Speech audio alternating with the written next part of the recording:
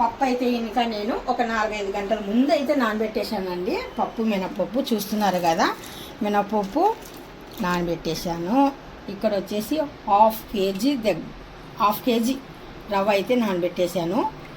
దానికి పావు వంతు పప్పు అయితే ఇంకా నానబెట్టేశాను. శుభ్రంగా కడిగాను కూడా.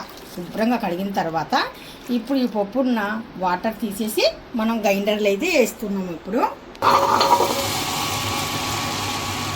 దీంట్లో అయితే పప్పు మనకు ఎక్కువగా అయితే ఇంకా వస్తుందండి. నలిగి బాగా, అంటే ఇంకా సోయా అంటారు కదా, సోయా నురుగులాగా బాగా వచ్చేస్తుంది పప్పు. అందుకనేసి ఈ గ్రైండర్లు అయితే ఇంకా చాలా, ఈ గ్రైండర్ అయినా పర్వాలేదు, గుండు గ్రైండర్ అయినా పర్వాలేదు, ఒక గుండు ఉంటుంది కదా అదైనా కానీ సరే పర్వాలేదు.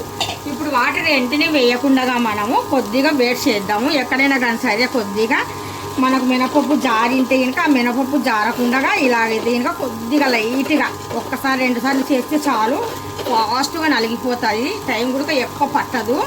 ఇప్పుడు టైట్గా ఉంది కదా, కొద్దిగా పిండి, కొద్దిగా వాటర్ అయితే యాడ్ చేస్తున్నాను. కొద్దిగా చాలు ఈ మాత్రం. ఇంకా తర్వాత చూద్దాము, పిండి పూర్తిగా నలిగిన తర్వాత చూద్దాం.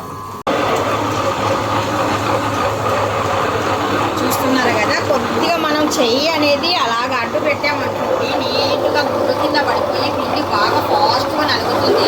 సోయా అనేది చాలా చక్కగా వచ్చేస్తుంది. మనకు పిండి ఎంత బాగా నలుగుతుందంటే ఇంత మినపప్పుతో ఇంత అవుతుంది చూడండి. అదే మనం మిక్సీలో అయితే ఇంత పర్ఫెక్ట్గా రాదు, స్మూత్గా కూడా రాదు, చక్కగా అవుతుంది. గ్రైండర్ చాలా యూస్ఫుల్గా ఉంది. మీకు ఎవరికైనా కానీ సరే గ్రైండరు కావాలి అనుకుంటే ఇంకా క్లిక్ అయితే పెట్టేసాను నేను ఆల్రెడీగా. కావాలన్నట్లు కొనండి, చాలా ఈజీగా ఉంది, చాలా బాగుంది. మనం ఇందులో చేయబెట్టినా కానీ సరే నో ప్రాబ్లం, కాకపోతే కొద్ది జాగ్రత్త పెట్టాలి అంతే. అంటే గుండ్ల కింద పోతాయేమనేసి చూడండి. ఎంత సోయా ఎంత చక్కగా ఎంత బాగుందో చూడండి, ఎంత అసలు మిల్క్లా ఉంది చూడండి, పెరుగు ఉంటుంది చూడండి ఎంత బాగుందో, సూపర్ ఉంది. వేసిన 2 క్షణాలలోనే మనకు ఇంత బాగా నలిగిపోయింది తెలుసా. నేను నానబెట్టిన రవ్వ ఉంది కదండి, వాటర్ అయితే వంపేసిన తర్వాత గ్రైండర్లోనే డైరెక్ట్గా వేస్తున్నాను. మనం చేత్తో కలపడం కన్నా ఇలా గ్రైండర్లో వేయడం చాలా బాగా కలుపుతుంది. గ్రైండరే సూపర్గా కలిపేస్తుంది, ఎక్కడ వదలకుండా చాలా నీట్గా కూడా ఉంటుంది సమానంగా. ఇలా ఒక్కసారి ట్రై చేయండి, మళ్ళీ చేస్తారు మీరే, అంత బాగుంటుంది. ఇలాగా అంటే కొద్దిగా వాటర్ లేకుండా పిండేసి బాగా ఇలాగా రవ్వ తీసేసుకొని వేసామనుకోండి మనకు కరెక్ట్గా పర్ఫెక్ట్గా వస్తుంది. ఎంత చక్కగా కలిపిస్తుంది చూడండి. మనం చేయబెట్టి కలిపేయడం కన్నా ఇందులో వేయడమే బెటర్. టేస్ట్కి మనకు సరిపోయినట్టుగా, ఇడ్లీ టేస్ట్కి సరిపోయినట్టుగా సాల్ట్ కూడా నేను ఇప్పుడే యాడ్ చేసేస్తున్నాను. 2 స్పూన్ అయితే ఇంకా యాడ్ చేసానండి. చక్కగా కలిపేస్తుంది ఇప్పుడే.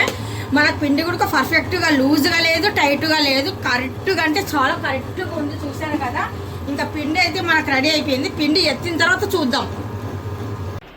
అస్సలు నేను చేయబెట్టకుండా ఇలాగైతే గ్రైండర్ చిన్నది కదండి, ఇలాగ ఎత్తినా కానీ సరే పిండల్లా మనకు జారి పడిపోతుంది. ఇంకా మిగిలిన పిండి మనం అప్పుడు తీయాల్సింది చేత్తో. చాలా రెడీగా అయిపోయింది చూస్తున్నారు కదా. ఉదయానికి చూద్దాం ఇడ్లీ పెట్టేటప్పుడు ఎలాగుంటుందో. ఇప్పుడైతే దీనికి కవర్ చేసి వదిలేద్దాం. చూస్తున్నారు కదా, పిండి మనకు పర్ఫెక్ట్గా బాగా పొంగిన తర్వాత ఒక్కసారి మనం పిండిని అయితే బాగా ఇలాగా కలపాలి.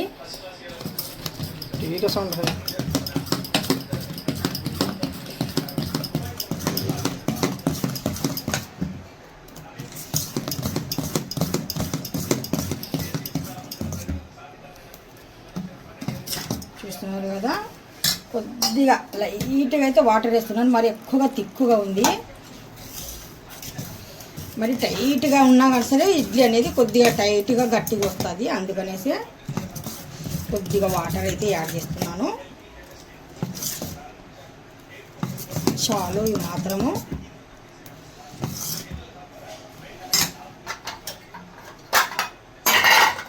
మనకు సరిపోయినట్టుగా ఒక్కొక్క ప్లేట్లలో మనం ప్లేట్ ముందుగానే కొద్దిగా తడిపేసి ఆరబెట్టేసి అప్పుడు ఇడ్లీ పిండిని ఇలాగ వేసామనుకోండి ఇడ్లీ చాలా చక్కగా అంటూ వస్తుంది.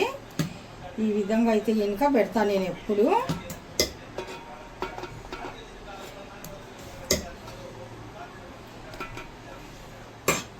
మొత్తం ప్లేట్లు ఇలాగే నింపేస్తాను.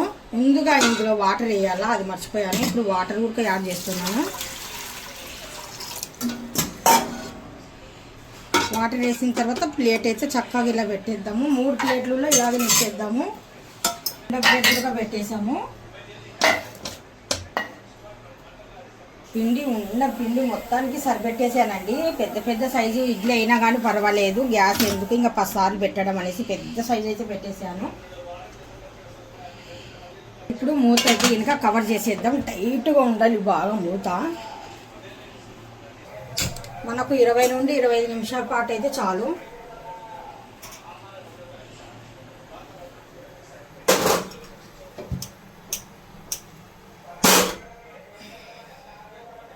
నుండి 25 నిమిషాల్లో నేను టైం చూసుకుంటాను. ఆ లోపు అయితే ఈ మాత్రం అయితే చాలు, మనకు సరిపోతుంది. బాగా గమనించారనుకోండి, దీంట్లో మనకు మినపప్పుతో పాటు రైస్ కూడా కనిపిస్తుంది, చూస్తున్నారు కదా. రైస్ నేను బాస్మతి రైస్ అయితే వేసాను. 1 స్పూన్ అయితే ఇంకా వేసాను.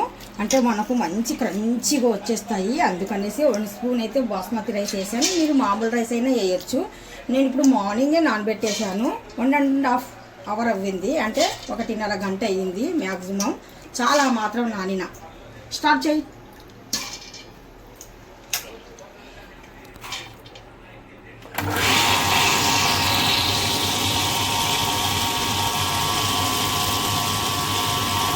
చూస్తున్నారు కదా, రైస్ గింజలు కనిపిస్తున్నాయా మీకు? ఇలా 1 స్పూన్ వేస్తే ఇంకా చాలు. సరే, కొద్దిగా జారిపోకుండా గింజలు ఫస్ట్ స్టార్టింగ్లోనే చూసుకున్నాం అనుకోండి, పర్ఫెక్ట్గా అంత పిండి నలుగుతుంది మనకు. ఒక్కసారి వాటర్ వేయకుండా కొద్దిగా వేస్తూ మనము గ్రైండర్ చేసుకుందాము. దీంట్లో కొద్దిగా సరిపోయినట్టుగా వడకి సాల్ట్ కూడా యాడ్ చేస్తున్నాను. దీనికి మాత్రం కొద్దిగా తక్కువనే వేసుకోవాలి మనం. వడకి సాల్ట్ కొద్దిగా తక్కువనే ఉంటే పర్వాలేదు. కొద్దిగా వాటర్, ఎందుకంటే గారి అంటే ఇంకా మనకు పల్చనే అయిందనుకోండి, నూనె అనేది లాగేస్తాను. ఇప్పుడు మధ్యన ఇలా కలుపుతూ ఉంటే ఇంకా మన పిండి సోయా అనేది చాలా చక్కగా వచ్చేస్తుంది, పర్ఫెక్ట్ కూడా ఉంటుంది. ఓకేనండి, పిండి మొత్తానికి నలిగిన తర్వాత చూద్దాము.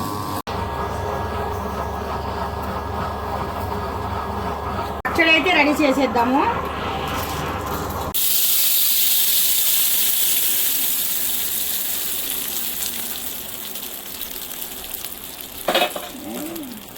ఇప్పుడు మనము మినపప్పుతో వడ అయితే చేయబోతున్నాను.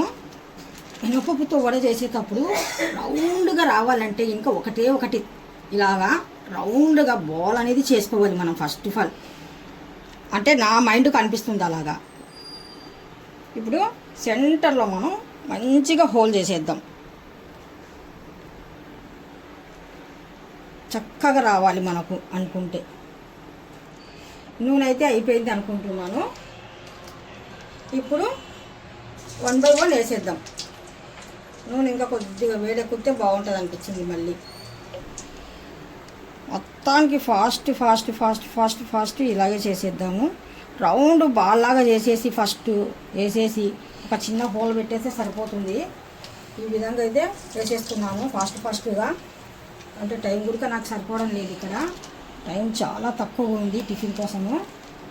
ఇదిగోండి, ఇలాగే బాల్ లాగా చేసేయండి.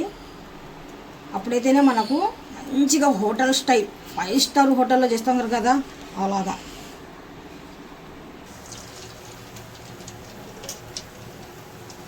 మన వడ అయితే ఇంకా పర్ఫెక్ట్గా బాగా ఇవ్వేయి, మంచి క్రంచీగా. ఎందుకంటే మనం రైస్ వేసామండి దీంట్లో, బాస్మతి రైసు, అందుకనేసి మంచి పైన క్రంచీ, లోపల అంటే దూదుల్లాగా ఉంటాయి.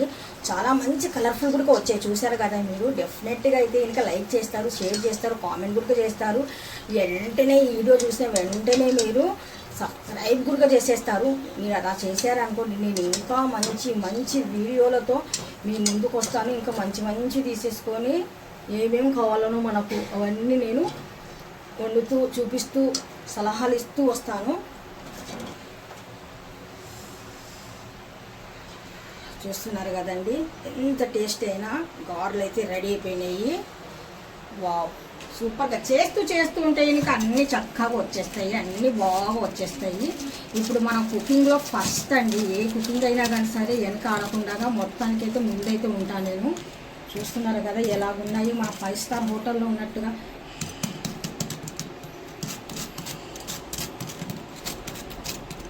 రజ్జి మొత్తానికి ఇంక అన్నీ అయిపోయినాక చూద్దాం, సరేనా? చూస్తున్నారు కదండి, మనము ఇంట్లో గ్రైండర్ ఉంది కదా, అందుకనేసి వేడిగా దూదులు లాంటి మనము ఇడ్లీలు అయితే వేడివి చేసాము. ఎంత స్మూత్గా ఎంత చక్కగా ఎంత బాగా ఉన్నాయో చూడండి. మరి ఎంత పెద్ద సైజు, అసలు 2 తిన్నా చాలు. 2 ఇడ్లీ 1 వడ తిన్నా కానీ సరే కడుపు నిండిపోతుంది. ఫ్రెష్గా ఇంట్లో ఇలాగైతే ఇంకా చేసుకోవచ్చు. మొత్తానికైతే ఇంకా ఇడ్లీ, వడ, చట్నీ అసలు ఇలాగంటే అలా వండేసాను చాలా చక్కగా. వడ గుడక చూడండి ఎంత రౌండ్గా, మనం ఏమేమో దీని మీద పెట్టేసి, గంటలో పెట్టేసి, చెంచా మీద పెట్టేసి, లేకపోతే ఇంకొక దాంతో పెట్టేసి వెరైటీగా వండుతారు. అంత ఏం అవసరం లేదు. ఒక్క పాల కవర్ ఉంటే చాలండి. ఆ పాల క్లాత్ పైన పెట్టేసి మనము కరెక్ట్గా వేసుకుంటే ఇంకా చక్కగా ఎంత చక్కగా వచ్చాయి చూడండి. మన హోటల్ స్టైల్లోనే వచ్చాయి కదా, అంత చక్కగా వచ్చేసాయి. ఈ వీడియో మీకు డెఫినెట్గా నచ్చే ఉంటుంది. నచ్చితే జస్ట్ ఒక లైక్ అయితే చేయండి. ఒక లైక్ వల్ల 10 మందికి పుష్ చేస్తాడు యూట్యూబ్ అతను. మోటివేషన్ కూడా నాకు వస్తుందండి అలా చేస్తే. ఇంకా మంచి వీడియోలతో మేము ముందుకు రావాలనేసి నేను ఇంకా మనస్ఫూర్తిగా కోరుకుంటున్నాను. Thank you so much. అల్లా హఫీజ్. అస్సలాము అలైకుం వరహమతుల్లాహి వబరకాతుహు.